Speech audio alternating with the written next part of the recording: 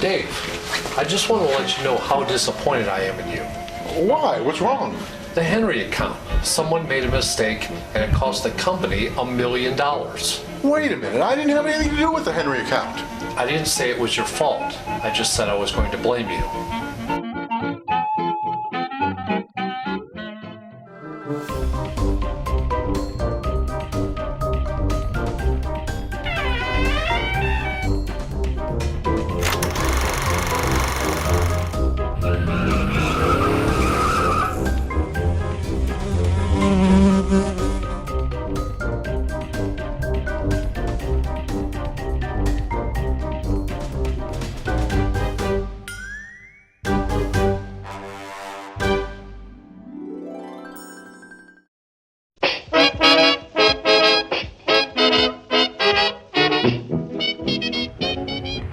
Hello there, I'm Holly, and welcome to another Weirdness Really Bad Movie Show.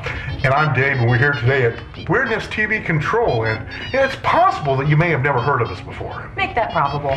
Well, we've been hosting public domain movies on the Weirdness Really Bad Movie for a few years now on community access TV stations and on the internet. And we break up those movies with our own comedy sketches and some other features. And right, so we thought that we'd take a stab at hosting a weekly television program of public domain TV shows that range from 1940s up to the 1960s. And we hope they don't stab us back when we add in our own comedy sketches and other public domain features. And one of our weekly features will be a classic kids cartoon serial. And by classic, Dave means old and free. Actually, I prefer to call them public domain. Well, today we'll start part one of our 5-part Space Angel story. And today's classic TV show we'll be featuring is One Step Beyond. Holly, you don't think you can really do that, do you? Do I think what could do what? Well, I said, that we're going to take a stab at television. You said you hope it doesn't stab us back. Well, you don't think that it could actually stab us, do you? Well, I don't think so, Dave, but just in case, maybe you should just stand in front of me. Me? Why me? Well, because you're the boss. But you're the co-host. Well, you're a guy. Well, ladies before gentlemen. Look, folks, this might take a while, so we better take a sketch and then get right into our this week's show. By the way, you're no gentleman. Yeah, well, you're... Yes. Still a lady. We'll be right back. Well, you're bigger. Well, you're faster on your feet.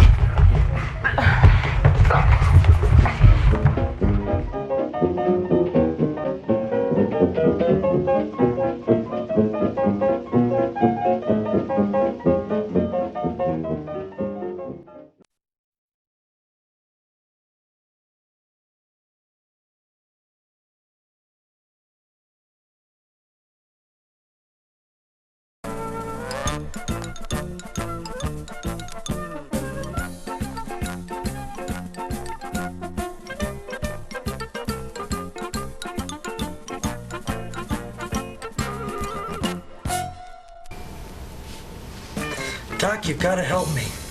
And just what seems to be the problem? With my marriage. You're having trouble in your marriage? How long have you been married? I've been married 7 years.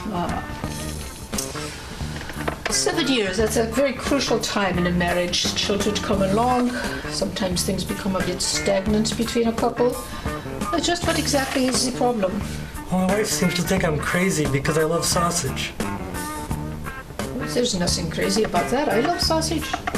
Really? You want to come over and see my collection? I've got like 100 of them.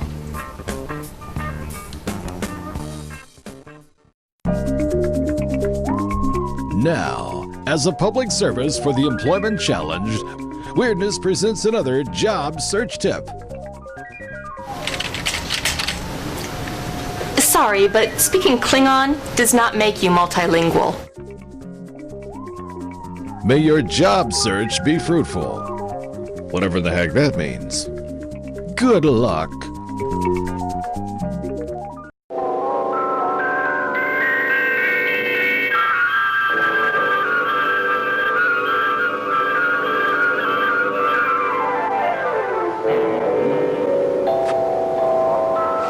It's time once again to begin another Space Angel story. Space Angel episodes were 5 minutes long and put in 5 serialized parts, so a story could be told Monday through Friday. These were used on local TV kids shows. Space Angel was basically filmed to storyboards, which made for inexpensive animation. To add movement, besides moving the storyboards, the Synchrovox system was used. With this system, filmed mouths were superimposed on the storyboards. Let's begin episode number 236, part 1 of The Ghost and Crystal Mace. 8, 7, 6, 5. 4, 3, 2, 1.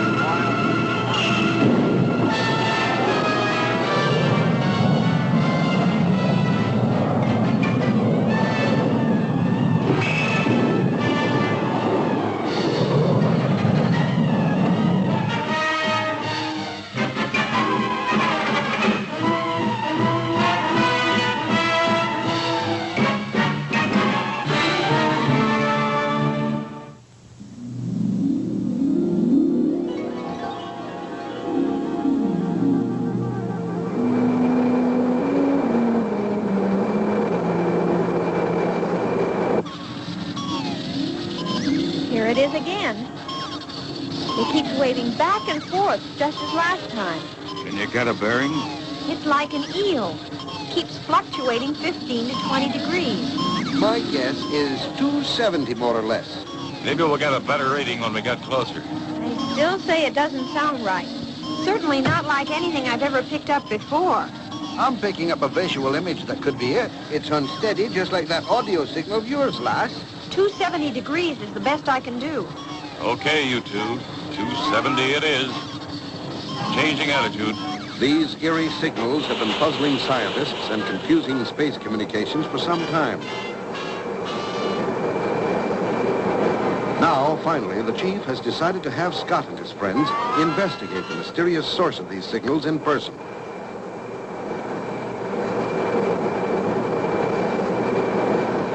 That thing acts like my old friend Captain O'Hara when he's had one too many.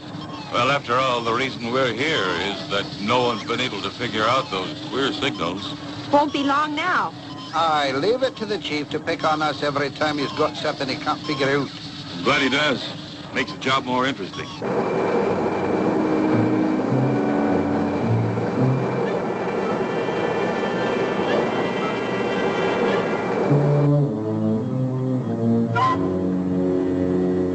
Skipper, you think anybody lives there? Obviously, somebody's sending those crazy signals. I've been sending requests for transmission on one of our frequencies, but no results. Keep trying, Chris. There. I get a needle fluctuation. I'll try and tune in on that. Nope, still nothing. Maybe it's siesta time down there. I don't like the looks of this place. Let's go home.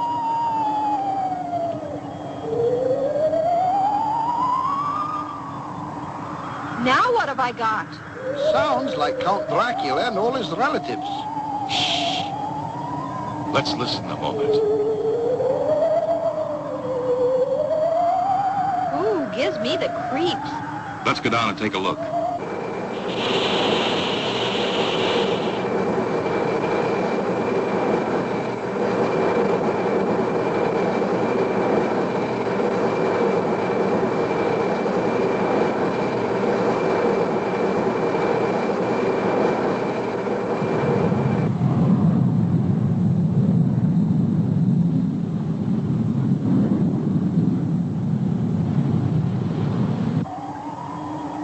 This place not only sounds spooky, it looks spooky.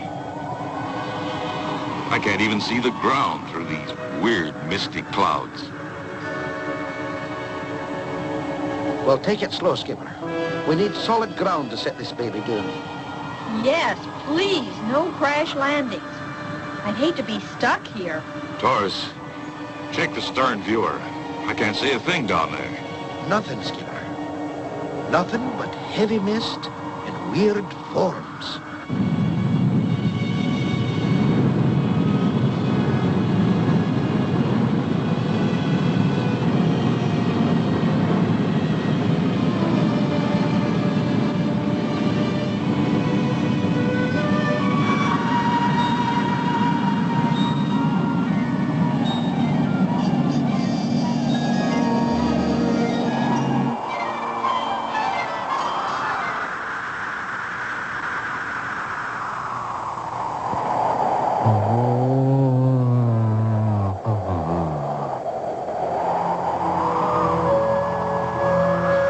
Is this a haunted planet? Tune in again next time for another mystifying episode with Scott McCloud, Space Angel.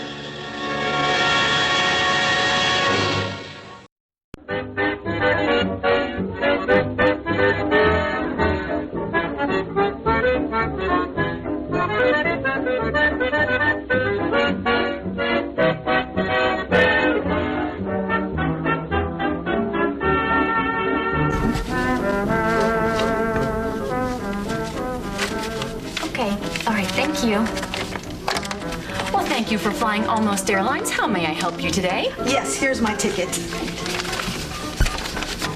Oh, I see you're flying to Chicago. Yeah. Well, do you have any luggage to check? No. Oh, but I do have my carry-on. Okay, great.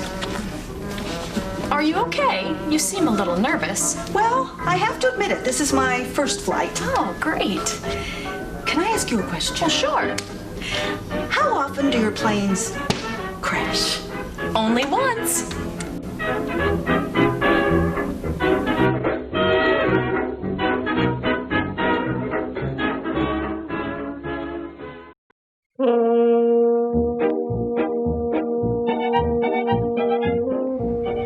Well, we're back. And it's time for our TV show of the week, and today we're going to see an episode of One Step Beyond. This program was an anthology show that dealt with true stories of psychic phenomenon and was hosted by actor-director John Newland, who was the lone director for the series. Now, One Step Beyond ran for 2 seasons on the ABC television network, consistently winning its time slot. And through those 2 seasons, they produced 97 episodes. 97 episodes? Wow, and we're doing... That would be 1, Dave. Yeah, right. Now, each episode was filmed with 4 cameras at a cost between $30,000 and $50,000. Wow! And our budget per episode is? That would be $1, Dave. Oh, yeah. Yeah, and I still can't figure out how you got me to sign a contract for $1 a week. Oh, don't you remember, Holly? I locked you in a room and I kept showing you all of our different comedy sketches until you signed, just like in A Clockwork Orange. Yeah, now I remember. And it was well worth $1 a week for me to pay to get out of that room. Yeah, but, according to your contract, you get all the free aspirin you want. I need it now. There you go. Hey, let's get on to our episode of One Step Beyond.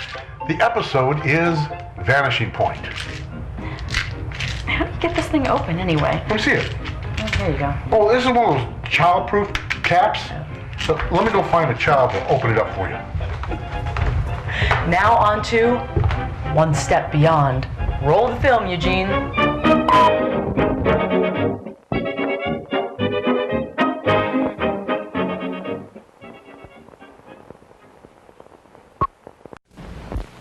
Have you ever had the feeling that you knew what someone was going to say just before he said it?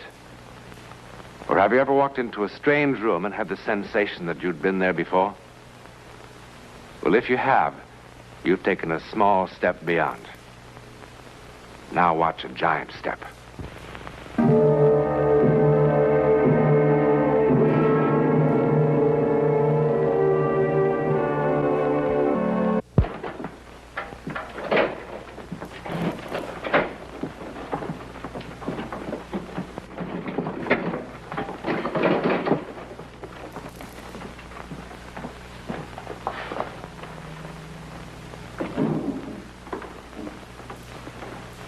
I'm looking for Lieutenant Barnes. That's me. Oh, Mr. Newland, isn't it? Yes. Well, didn't you get my wire last night? No, just the letter. Oh, well, I sent you a wire and told you not to come up. Well, it's strange I didn't get it. The letter said the house was being torn down today. Yeah, well, it's all a mistake. I acted on an impulse. An impulse? All right, Lieutenant. That's kind of normal. We all have impulses. Look, I changed my mind, okay? Sure. I'm sorry to have brought you up here for nothing, and I'll be glad to pay your expenses. No, that's not necessary, Lieutenant. I kind of enjoyed the ride. Believe me, this is not the first wild goose chase I've been on. Look, if I told you about the house, nobody'd believe it. I haven't got a scrap of proof. But you believe it, don't you? Yeah. Do I look like a screwball or something? No, I wouldn't say so. I'm one of the most hard-headed guys you'll ever meet. I don't know. I just don't know. I suppose I owe Graham something. They all think he killed his wife, you know. I guess I gave him a hard time. Want a cigar? No, thank you. Well, in my book, he had it coming. Fred Graham. He and his wife used to live in Bridgeport, and they rented this house here for the summer. She lived here, and he came up on the weekends. They had one of those marriages they were trying to patch up. It'd gone sour. They weren't doing a very good job of it either. I didn't get to know him until later. But the neighbors complained more than once about the fighting that was going on up here. Fred, wait. What now? Go back to the city. I came up for the weekend, remember? Why? So we could fight some more. We didn't fight tonight. You were quiet as a mouse. It was a pleasure. We aren't going to fight any more at all. The neighbors will be glad. I mean it, Fred. I want you to go back to town. We've no reason to fight anymore. People only fight when they're trying to save something, and we've nothing to save. No soap opera, please. We were much luckier than a lot of people. We had some wonderful years together. Now the only reason we stay together is that we're afraid to tell each other the truth, that's all. Which is? That it's all over.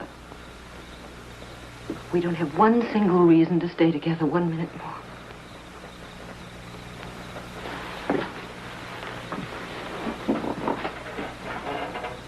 You want a divorce? Well, do you?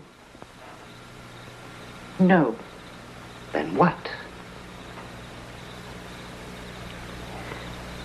I'm just going into the house. It's a remarkable house. Terrible house. I was sitting in the living room this afternoon thinking about how absolutely finished we were. And deciding it was all my fault. No, it's nobody's fault.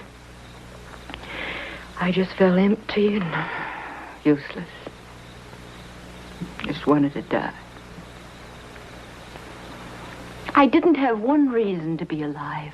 Not one single reason, not a child. And whose fault is that?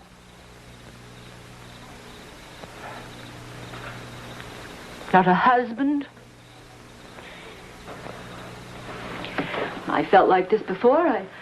I've taken a sleeping pill or a drink and slept it off, but this afternoon in that house, something happened to me. It was like I don't know how to explain it. It was as if I could translate my not wanting to exist into actuality. I felt empty. As if I were being swallowed up, as if I'd reached the point of zero. I thought, if I look into a mirror, there won't be any reflection. If I stand in front of the light, there'll be no shadow. Come on, Ruth, it's late. All I have to do is let go. Really let go. And it would be the end of me.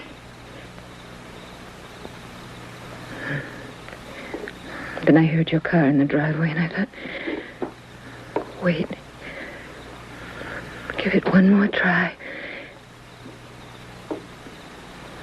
Maybe this time it'll be all right. Maybe this time be like it was before.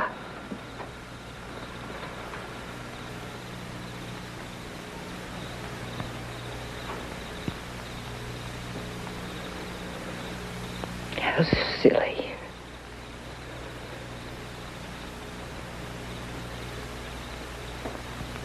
How silly. Yes. Silly and stupid and boring.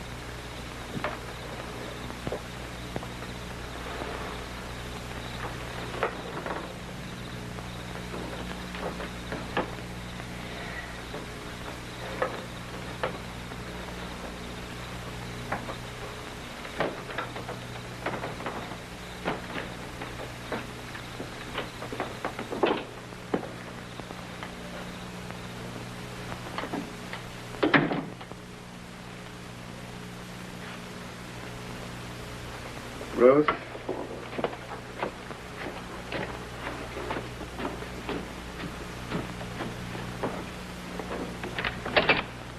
Ruth, why don't we stop all this nonsense and try to get along like grown-up people do?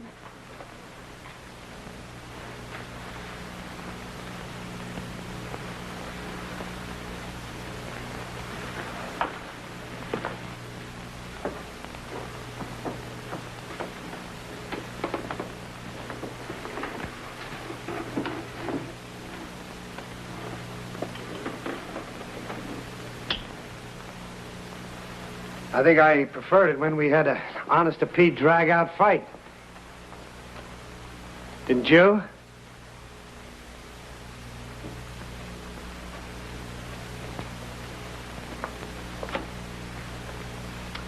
What are you, 3 years old or something? Where are you?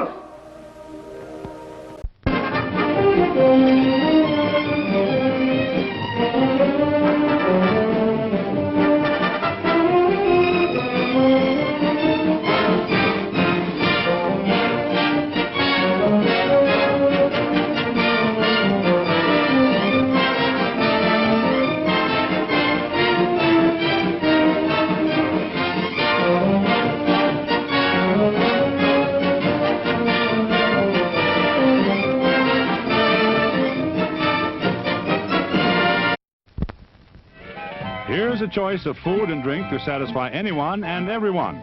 You'll find something to please you to add to your evening's enjoyment. Something to please all tastes and age groups.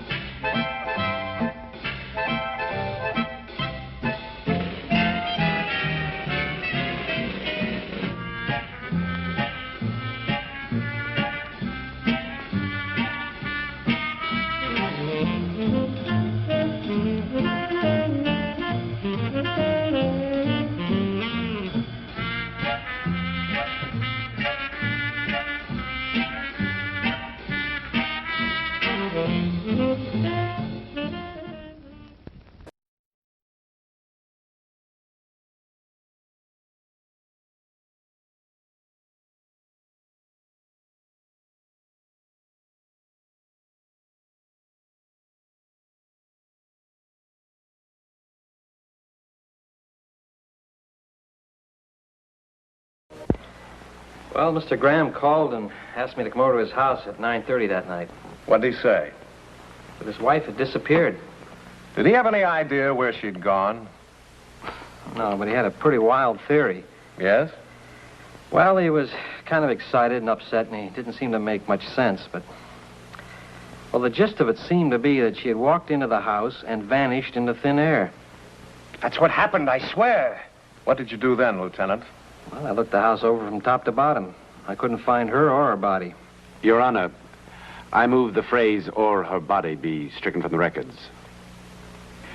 Well, all right, Henry, but again, let me remind you that this is only the preliminary hearing, not a trial, and the prosecutor is allowed a little more leeway to develop his case. Go ahead, Lieutenant. Well, and I checked all the neighbors here in town. Yes? There seemed to have been some trouble in the marriage. A lot of fights. Your Honor, that's hearsay. I have 10 witnesses who are willing to go into great detail. Your Honor, that's nobody's business but mine. Then I went to Bridgeport, to the apartment. Checked the neighbors there. It was the same story. I have several sworn statements from the neighbors, Henry. What else did you do to try to locate Mrs. Graham besides going through the house? Well, we dragged the lake for 3 days and couldn't find a body. Sent wires to all her friends and relatives. We sent a missing persons circular throughout the East. And no results? Nothing. With all this evidence of motive piling up on my desk, I went over to the district attorney's office and asked him to swear out an indictment of murder. I didn't kill Ruth. Mr. Graham, you must not do that again. That's the case for the state at this time. Except that I would again like to point out that perhaps people disappear into thin air in India or places like that, but not in good old Connecticut. And I strongly believe that we have enough evidence to hold this man for trial. Based on what's been presented today, the court must find that the prosecution has failed to make any case at all in the important area of corpus delicti. Lacking circumstantial evidence that a crime has been committed, the charge of murder in the first degree is dropped. Does that mean I'm free? Sounds like it, doesn't it? Thank God. Let me urge the prosecutor to continue his investigations, and let me assure him that should there be new evidence, this court will be very happy to cooperate to the fullest in the cause of justice.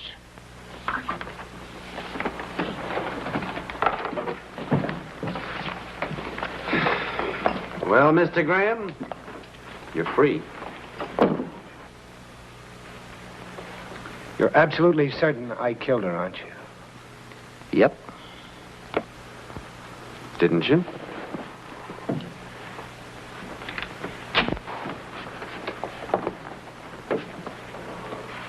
Nice going, Graham.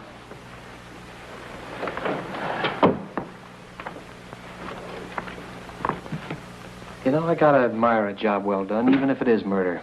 Now, look. You're clean as a whistle. So pack your suitcases, lock your house, go back to Bridgeport, and have a big laugh. But let me warn you, if I so much as find one hair of her head, one blood stain, one fingernail, I'm going to get you if it's the last thing I ever do. I'll make it easy on you, Lieutenant. I'm going to stay in that house. I'll bet. I'm going to tear that house apart until I find out what happened to my wife. Uh-huh. I am.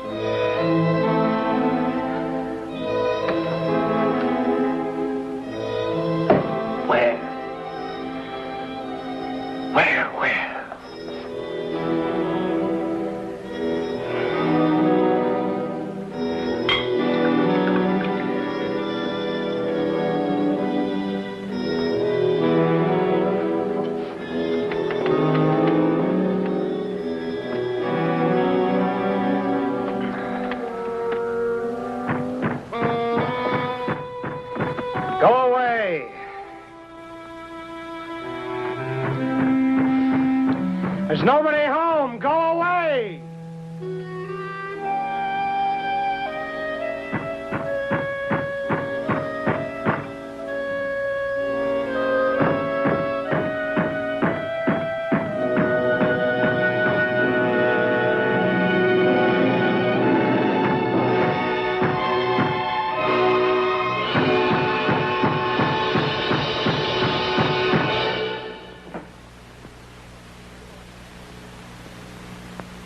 What is this? Who are you?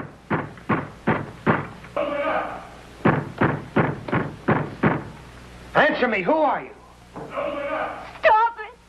Oh, stop it! Go away! But, Miss Agatha, you can't just lock yourself up in this house forever. Oh, yes, I can. Forever. But everyone feels awful about what happened. Well, that's 32 years of my life I gave to that school. I had nothing else, just the school. And then just suddenly dropped me. Just as though all those years didn't mean a thing. Well, you know how the town felt about it. I don't want to talk about it. You have to come out sometime. No, I don't. Not ever. Not from this house. But they'll break in and make you come out. For your own good. Let them try. Who are you?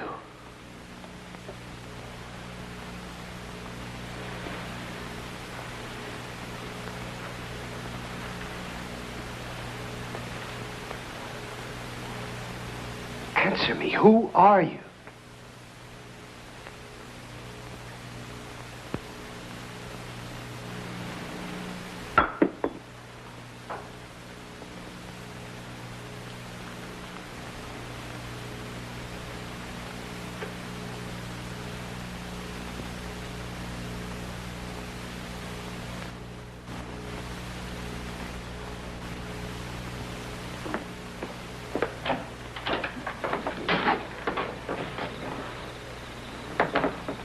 What's the matter with you? You look terrible.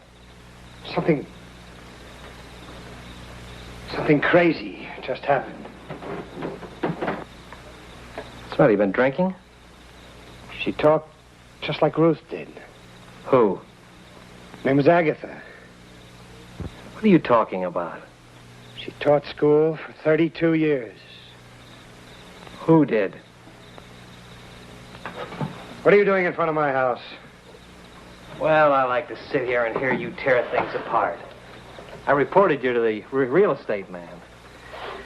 That was my duty, you know. But he said you'd posted a bond to take care of all the damages, so it was okay with him. Besides, they're going to tear this house down and build a highway through here. Look, when are you going to stop this foolishness and tell me how you killed her? You're going to feel a lot better about it when you do. Leave me alone. I'll never leave you alone. Where would the school records be kept? The city hall. Are they public records? Could I get to them? Yeah. You're a citizen, aren't you?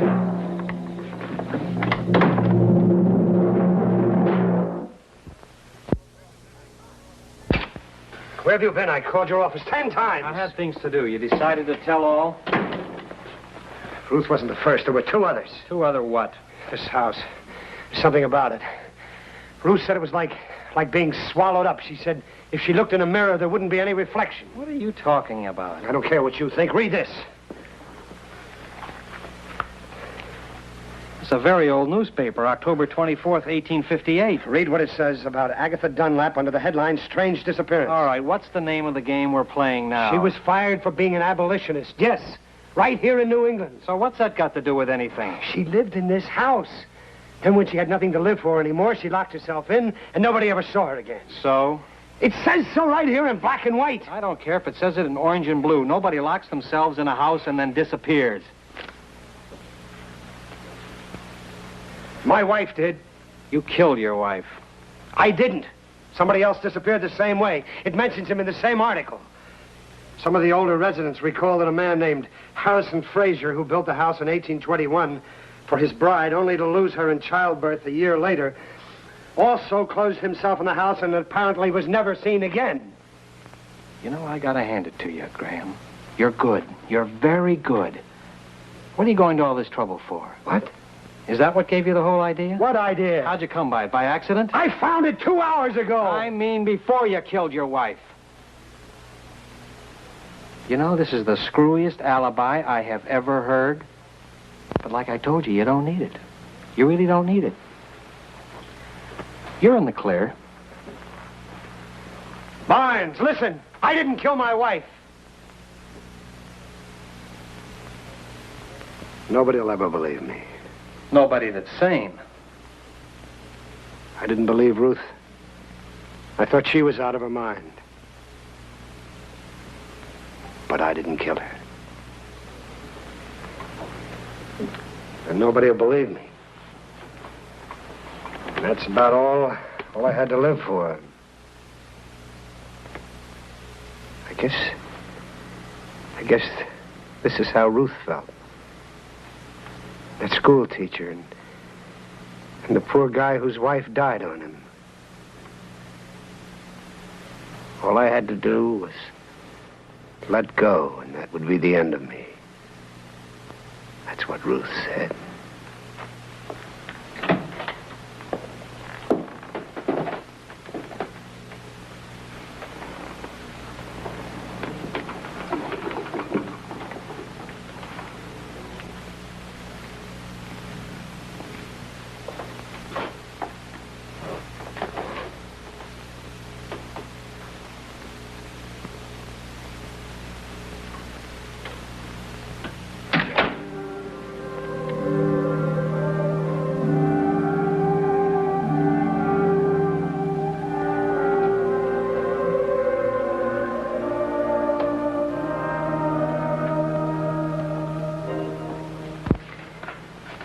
But he wasn't in the house. He wasn't there. I'll be logical. How can that be? Well, it's happened many times before, Lieutenant. People have simply vanished from ships, airplanes, and houses just like this, without a trace. Look, nobody in town knows about this. They all think he took off, so if you do decide to use any of it, change the name or change the place, change anything, will you? I understand, sir. Okay. Thank you. Where can he be? I haven't the slightest idea.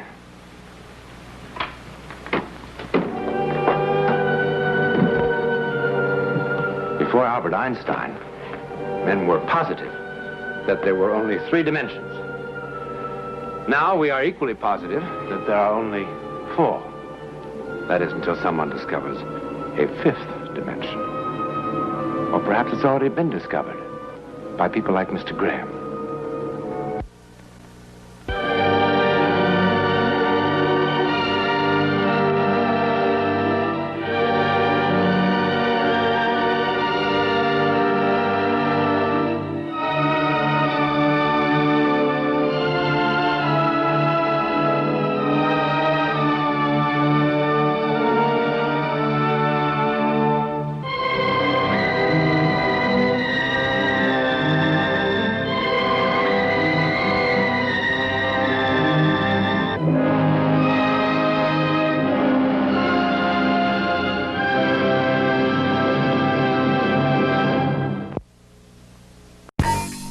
Weirdness Really Bad Movie sadly presents the Weirdness Thought of the Week. Do what's easy. With any luck, it may be what's right.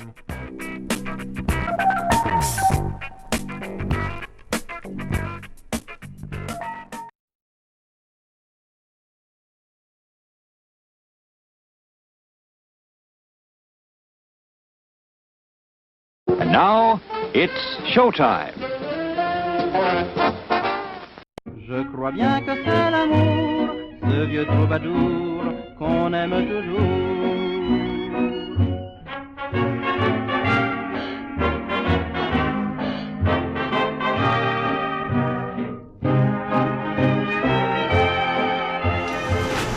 Oh, hi, I'm and welcome to the perfume counter. How may I be of assistance today? I need to buy a gift for my wife.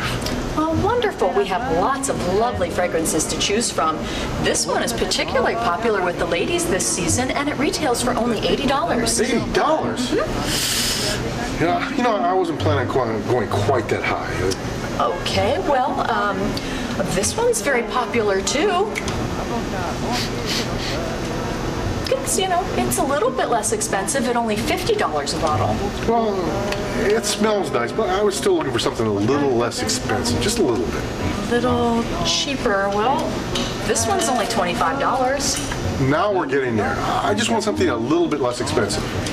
The bug spray's on aisle 4. No, I want some perfume. I want to see something cheaper.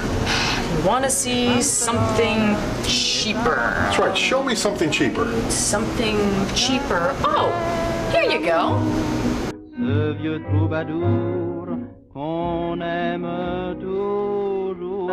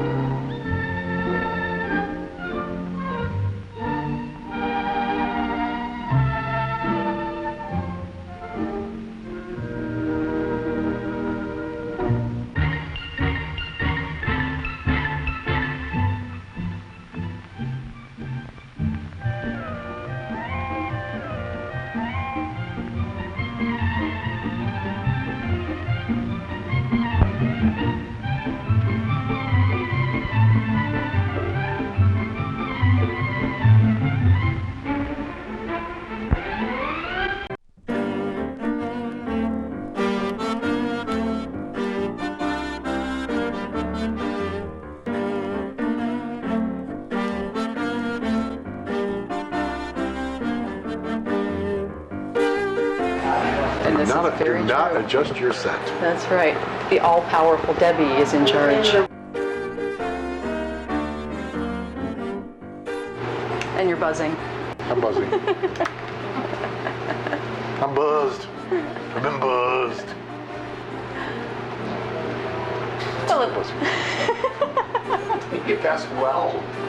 I'm gonna need a buzz later. It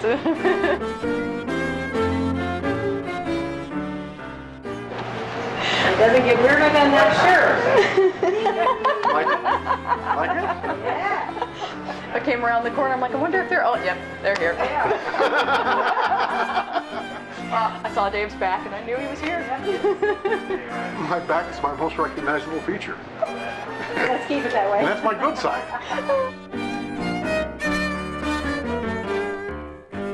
Oh. You're getting it fixed. Oh yeah, I'm going to get my movie fixed. I'm here getting my movie fixed. Wait. I liked the cuckoo in there. It was perfect. I know, it was. Perfect timing. I'm like, keep going, keep going. Reset the clock. Starring Chester Morris and Gene Parker. So, spill it, Dave. Oh, I skipped a line, didn't Yes.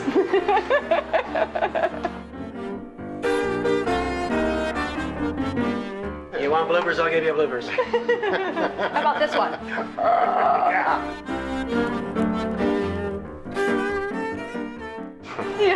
Let's keep this one. Why, not having fun? I have nowhere to go, but let's keep this one. You live in Portage County, don't We got you? about 1,000 more errors to do. So.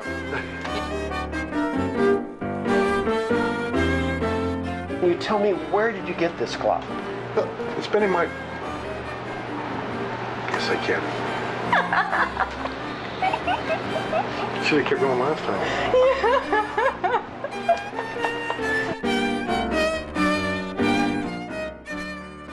This is only segue 2. This is only segue 2. No.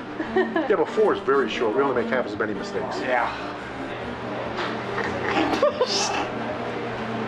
Right? Right. Yeah. Right.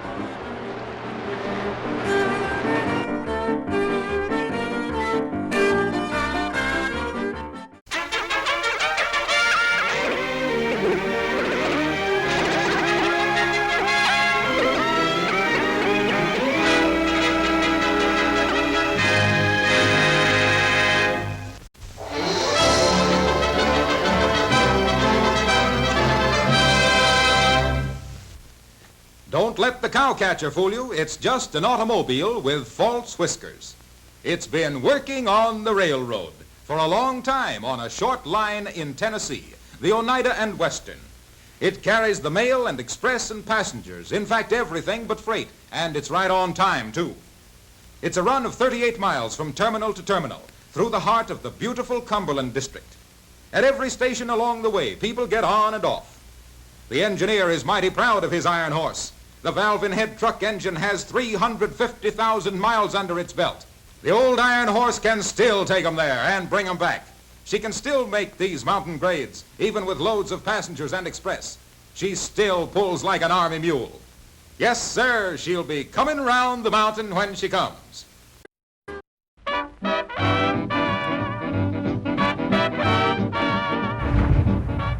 Dave, the movie's over. It didn't stab us back. You can come out of hiding now. I was not hiding. Oh, really? If you weren't hiding, what were you doing? What was I doing? Classic stall number 3. Repeat the question. Yes, Dave. What were you doing? Well, I was just, could you give me a minute to come up with something? Sure. We'd like to thank everyone for joining us this week.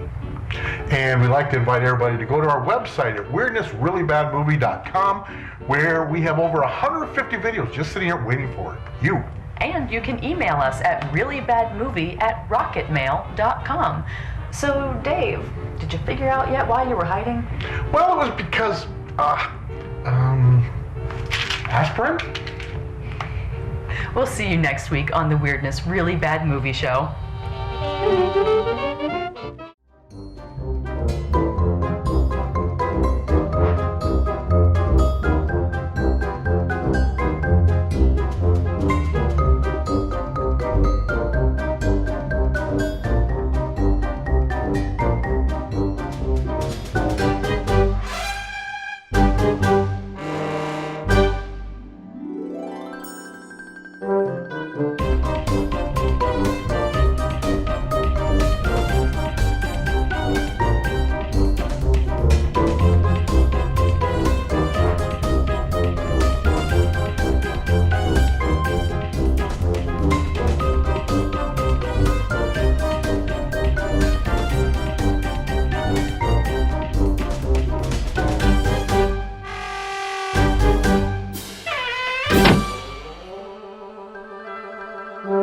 Thank you.